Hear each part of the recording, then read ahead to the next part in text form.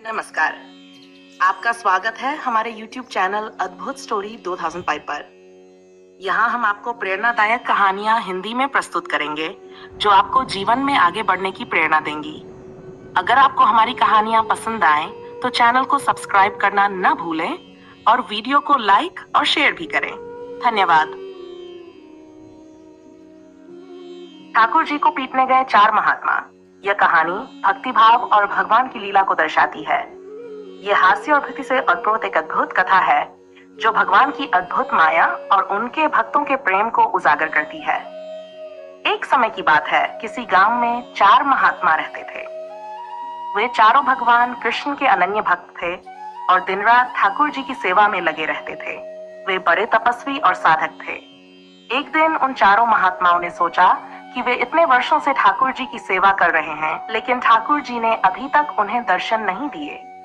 इससे वे थोड़ा क्रोधित हो गए और मन में निश्चय किया कि वे ठाकुर जी से मिलने जाएंगे और उनसे अपनी नाराजगी व्यक्त करेंगे। वे चारों महात्मा एकत्र होकर ठाकुर जी के मंदिर की ओर चल पड़े। उनके मन में आक्रोश था कि इतने सालों की तपस्या के बाद भी भगवान ने उन्हें दर्शन नहीं दिए। वे मन ही मन ये निश्चय कर रहे थे कि यदि ठाकुर जी उन्हें दर्शन नहीं देंगे तो वे उन्हें पीटेंगे। जब वे मंदिर पहुंचे तो ठाकुर जी की मूर्ति को देखकर बोले, हे कृष्ण, हमने इतने सालों से तुम्हारी सेवा की है, परंतु तुमने हमें दर्शन नहीं दिए। आज हम तुम्हें पीटने आए हैं। मगर जैसा कि भगवान की माया होती है, ठाकुर जी ने उनके मनोभावों को पहले ही समझ लिया था। ठाकुर जी ने तुरंत एक बालक का रूप धारण कर लिया और मंदिर से बाहर आ गए। बालक बहुत ही भोला और मासूम दिख रहा था। वह उन महात्माओं के सामने जाकर बोला, हे महात्मा, आप कहाँ जा रहे हैं और इतना क्रोधित क्यों हैं? महात्माओं ने कहा, हम ठाकुर जी को पीटने आए हैं क्योंकि उन्होंने हमारे इतने वर्षों के तप का कोई फल नहीं दिया। बालक ने मुस्कुराते हुए कहा, लेकिन ठाकुर जी को पीटना तो बहुत बड़ा पाप है। आप लोग इतने बड़े साधु हैं, ये तो आपके लिए शोभा नहीं देता। महात्माओं ने कहा, यह तो हमें मालूम है, लेकिन जब भगवान स्वयं हमारे तप को नहीं मान रहे तो हमें भी क्रोध आना स्वाभाविक है। बालक ने फिर मुस्कुराते हुए कहा, आप मुझे पीट लें, ठाकुर जी को मत पीटिए।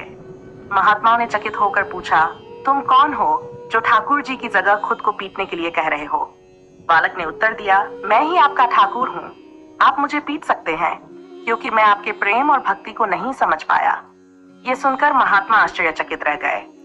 उन्हें समझ आ गया कि भगवान खुद ही बालक के रूप में उनके सामने हैं। उनका सारा क्रोध तुरंत समाप्त हो गया और वे ठाकुर जी के चरणों में गिर पड़े। वे कहने लगे, हे प्रभु, हमसे भूल हो गई। हमने क्रोध में आकर ऐसा सोचा। आप तो सर्वज्ञ हैं, आपने हमारी परीक्षा ली और हमें हमारे अहंकार से मुक्त किया।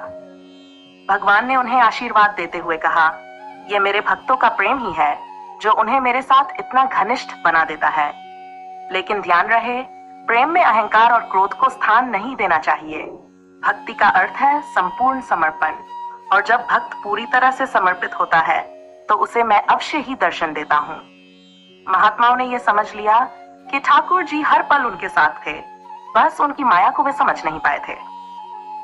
भगवान कृष्ण ने उन्हें यह सिखाया कि सच्ची भक्ति में प्रेम, धैर्य और समर्पण का महत्व होता है।